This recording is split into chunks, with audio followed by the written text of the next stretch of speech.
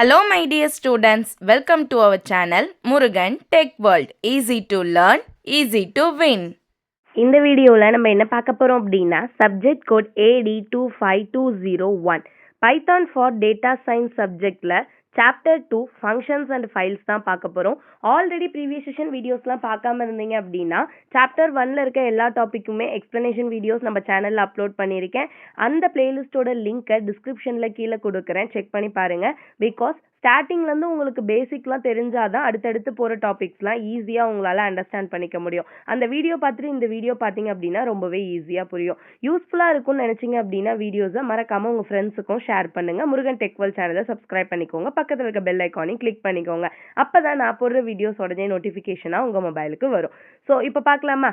Functions and files அப்படின்றது second chapter. இந்த second சாப்டரில் என்னெல்லாம் டாபிக் இருக்குது அப்படின்னு சொல்லிட்டு பார்த்தோம் அப்படின்னா ஃபஸ்ட்டு டிஃபைனிங் எ ஃபங்க்ஷன் பற்றி என்னென்னு, அதில் எப்படி ஆர்குமெண்ட்ஸ் பாஸ் பண்ணுவோம், ரிட்டர்ன் வேல்யூஸ் எழுதுவோம், இல்லை லிஸ்ட் பாஸ் பண்ணுவோன்றது. Then creating and using the classes, strings second half. ஸ்ட்ரிங்ஸில் பார்த்தோன்னா ஒர்க்கிங் வித் ஸ்ட்ரிங்ஸ், ஸ்ட்ரிங்கோட மெத்தட்ஸ் எல்லாம் பார்ப்போம். ஃபைல்ஸில் பார்த்தோன்னா reading from a file, writing to the file, exception பார்ப்போம். பைத்தான் லைப்ரரிஸில் எப்படி லைப்ரரிஸ்லாம் இம்போர்ட் பண்ணுறதுன்னு பார்ப்போம். இந்த டாபிக்லாம் தான் இந்த சாப்டரில் நம்ம கவர் பண்ண போகிறது. ஓகேவா? இந்த வீடியோவில் ஃபர்ஸ்ட் நம்ம ஃபங்க்ஷன்னா என்னன்னு பார்ப்போம். ஓகே, ஸோ டிஃபைனிங் அ ஃபங்க்ஷன் அப்படின்னா என்ன? ஃபர்ஸ்ட் ஃபங்க்ஷன் அப்படின்றது என்னன்னா ஒரு ப்ரோக்ராமிங் லாங்குவேஜில் மெயினாக தேவைப்பட வேண்டிய விஷயம் தான் ஃபங்க்ஷன் அப்படின்றது. இதை என்னன்னு சொல்லுவோம்னா it is a reusable code அப்படின்னு சொல்லுவோம். Function in Python is a named block of reusable code that performs the specific task. That means ஒரே கோட், அதாவது சேம் கோட், ஒரு விஷயம் சேமாக நடக்க போகுது. அந்த விஷயத்த ஒரு டைம் ரைட் பண்ணால் போதும், திரும்ப திரும்ப ரைட் பண்ணணுன்ற அவசியம் இல்லை. அந்த ஒரு தடவை ரைட் பண்ண அந்த விஷயத்த மல்டிபிள் டைம் நம்ம யூஸ் பண்ணிக்கலாம். ஓகேவா?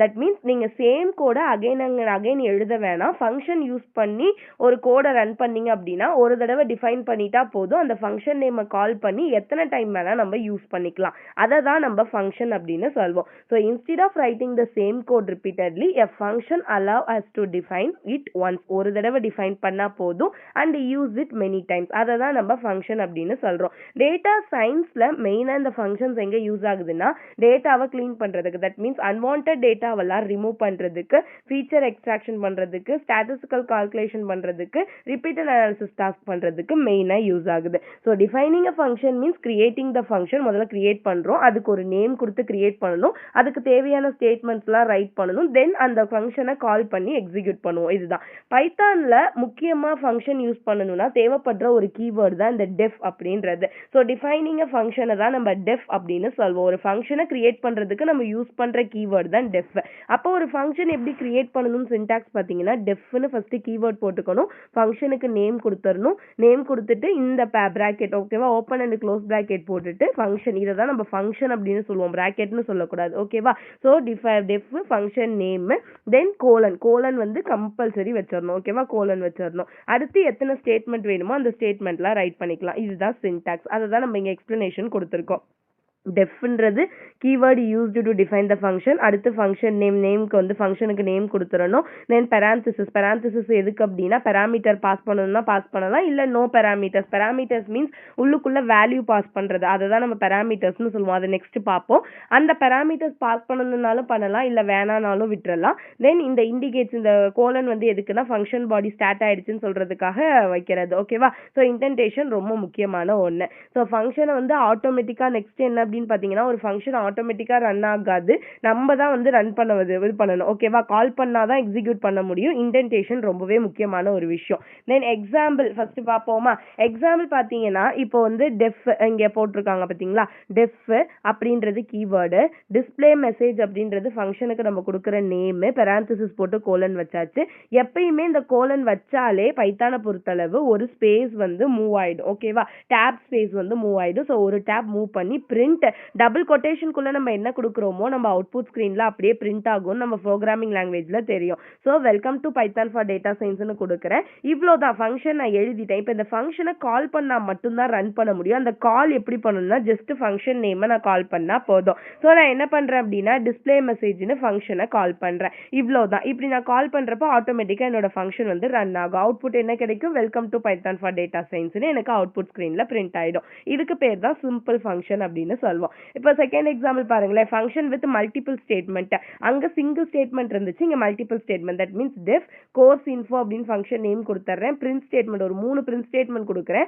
3மே எங்க இருக்குன்னா கோர்ஸ் இன்ஃபோன்ற ஃபங்க்ஷனுக்குள்ள தான் இருக்கு. அப்போ மல்டிபிள் ஸ்டேட்மெண்ட்ஸ்க்குமே நான் ஒரே ஒரு ஃபங்க்ஷன் நேம் கால் பண்ணா போதும், ஆட்டோமேட்டிக்கா எல்லாமே எனக்கு ரன் ஆயிடும். ஓகேவா? இவ்வளோதான் ஃபங்க்ஷனுக்கு. ஸோ ஃபங்க்ஷன் டெஃபனிஷன் அப்படின்னு பார்த்தீங்கன்னா எப்பயுமே ஃபங்க்ஷன் கோட் வந்து ஆட்டோமேட்டிக்கா எக்ஸிக்யூட் ஆகாது. ஓகேவா? நம்ம எப்போ கால் பண்றோமோ அதோட நேமை அப்பதான் அது ரன் ஆகும். தென் ஃபங்க்ஷன் நேம் வந்து எப்பயுமே ஐடென்டிஃபை ரூல்ஸ் வந்து ஃபாலோ பண்ணணும்.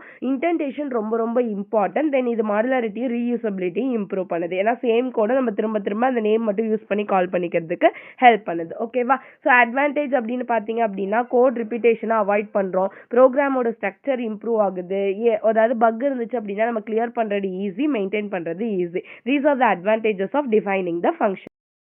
நெக்ஸ்ட் பார்த்தோம் அப்படின்னா ஆர்குமெண்ட் பாசிங். ஓகேவா? Passing arguments to the function. ஒரு ஃபங்க்ஷன்ல எப்படி ஆர்குமெண்ட்ஸ் பாஸ் பண்றது அப்படின்னு. ஆர்குமெண்ட்ஸ் அப்படின்னா ஒன்றும் இல்லை, ஃபங்க்ஷனுக்கு வேல்யூ சென்ட் பண்றது தான் நம்ம ஆர்குமெண்ட்ஸ் அப்படின்னு சொல்வோம். தட் மீன்ஸ் பெராமீட்டர்ஸ் அப்படின்னு சொல்லலாம். an argument is a value that is passed to the function when it is called. எப்போ நம்ம கால் பண்றோமோ அந்த ஃபங்க்ஷனுக்கான வேல்யூஸ், அந்த எந்த வேல்யூவை அந்த ஃபங்க்ஷன் எக்ஸிக்யூட் பண்ண போதோ அந்த வேல்யூவை பாஸ் பண்றதுக்கு பேர் தான் நம்ம ஆர்குமெண்ட் அப்படின்னு சொல்றோம். So argument allow function to work with dynamic data instead of fixed value. இதான் வேல்யூன்னு ஃபிக்ஸ் பண்ணாம அந்த நேரத்துக்கு ஏத்தாப்புல ஸ்டாட்டிக்கா இல்லாம டைனாமிக்கா நம்மளோட வேல்யூஸை சேஞ்ச் பண்ணிக்கலாம். ஸோ அந்த ரிட்டர்ன் வேல்யூ இருக்கு பார்த்தீங்களா அந்த டெஃபினிஷன்ல, அதுக்கு பேரு நம்ம பெராமீட்டர்ஸ். அந்த பெராந்திசிஸ்குள்ள பாஸ் பண்ண போற வேல்யூக்கு பேரு நம்ம பெராமீட்டர்ஸ் அப்படின்னு சொல்வோம். ஓகேவா? ஸோ இதோட சின்டாக்ஸ் எப்படி இருக்கும்னு பார்த்தீங்கன்னா டெஃப் எப்பவும் போல டெஃபினிஷன் அது வந்து கீவேர்டு, தென் ஃபங்க்ஷனுக்கு நேம், எத்தனை பெராமீட்டர் வேணா பாஸ் பண்ணலாம். So parameter 1 parameter 2 indentation compulsory, then என்ன ஸ்டேட்மெண்ட் வேணுமோ எழுதிக்கலாம். தென் ஃபங்க்ஷன் நேம் கொடுத்து கால் பண்ணணும், அந்த வேல்யூஸை கால் பண்ணணும். இங்க பெராமீட்டர்ஸ் அதுக்கான நேமை கொடுத்துட்டோம். ஓகேவா?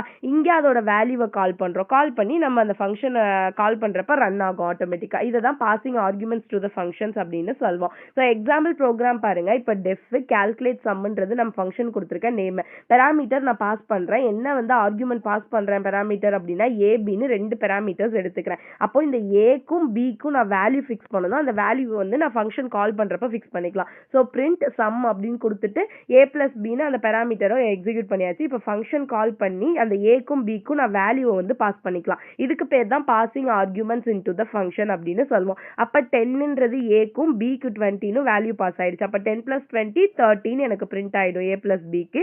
அதே மாதிரி எத்தனை டைம் வேணா எத்தனை வேல்யூஸ் வேணா கொடுக்கலாம். இல்லை செகண்ட் நான் 5ம் 7 கொடுக்குறேன். அப்போ ஏ = 5 பி = 7, அப்போ வந்து சம் = 12ன்னு பிரிண்ட் ஆகும். இதுக்கு பேர் தான் passing arguments as a function அப்படின்னு சொல்வோம். ஓகே, ரொம்ப சிம்பிள். நெக்ஸ்ட் பாத்தீங்க அப்படின்னா return values from a function.